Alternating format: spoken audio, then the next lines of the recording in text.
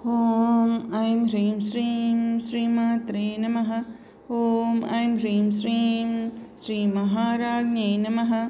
ॐ ऐं ह्रीं श्रीं श्रीमत्सिंहासनेश्वर्यै नमः। ॐ ऐं ह्रीं श्रीं चिदग्निकुण्डसम्भूतायै नमः। ॐ ऐं ह्रीं श्रीं देवकार्यसमुद्यतायै नमः। ॐ ऐं ह्रीं श्रीं उद्यद्भानुसहस्राभायै नमः। ॐ ऐं ह्रीं श्रीं चतुर्बाहुसमन्वितायै नमः। ॐ ऐं ह्रीं श्रीं रागस्वरूपपाषाढ्यायै नमः। ॐ ऐं ह्रीं श्रीं क्रोधाकाराङ्कुशोज्ज्वलायै नमः। ॐ ऐं ह्रीं श्रीं मनोरूपैक्षकोदण्डायै नमः। ॐ ऐं ह्रीं श्रीं पञ्चतन्मात्रसायकायै नमः।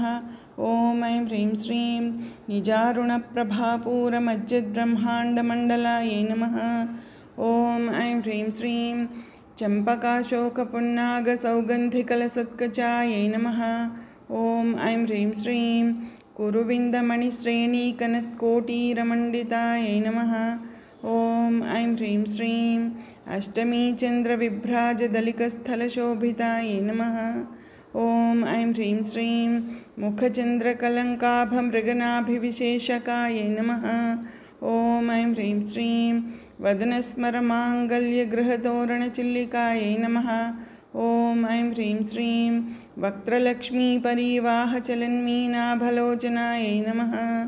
ॐ ऐं ह्रीं श्रीं नवचम्पकपुष्पाभनासादण्डविराजितायै नमः। ॐ ऐं ह्रीं श्रीं ताराकान्तितिरस्कारिनासाभरणभासुरायै नमः।